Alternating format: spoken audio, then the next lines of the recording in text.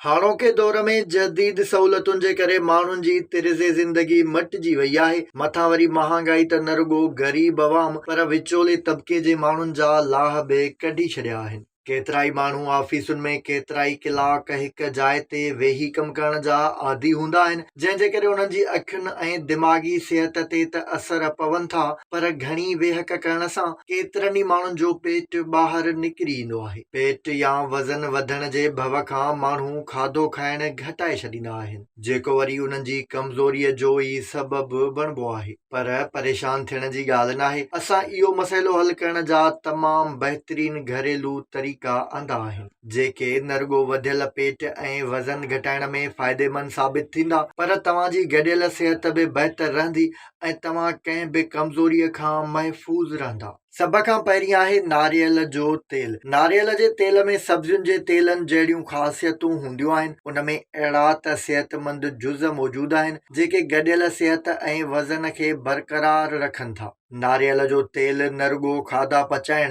पर सलाद में शामिल करे बि इस्तेमालु करे सघिजे थो। केतिराई माण्हू उनखे नेराने ॿ चमचा सिधीअ रीत बि पीअंदा आहिनि, जेका उन्हनि लाइ बहितरीन शुरूआत साबित थींदी आहे। तव्हां बि नारियल जे तेल जो इस्तेमालु करे पंहिंजे वज़न ते न रुॻो ज़ाब्तो रखी सघो था, पर इहो तवानाई माणण जो बि बहितरीन तरीक़ो हूंदो आहे। मुदाफ़ियती क़ुवत वधाइण लाइ थूम बि बहितरीन खुराक हूंदी आहे। इन सां गॾु इहा हिकु ताक़तवर एंटी माइक्रोबियल एजेंट आहे, जंहिंजे करे थूम खे चटणियुनि ऐं ॿोड़ में इस्तेमालु कयो वञे थो। थूम एंटी वायरल ऐं एंटी ऑक्सीडेंट ख़ासियतूं रखे थी। इहो ई सबबु आहे त इहा जिस्मानी ताक़त जी बहाली ऐं वज़न बरक़रार रखण सां गॾु गॾियल सिहत लाइ बहितरीन साबित थींदी आहे। सूफ़ जो सिरको तोणे सूफ़ बि घणी देर ताईं पेट भरियल रखंदड़ ऐं ताक़त ॾींदड़ मेवो आहे। इहो जिस्मानी तवानाईअ सां गॾु हॾनि ऐं दिलि जी सिहत लाइ तमामु बहितरीन खुराक आहे,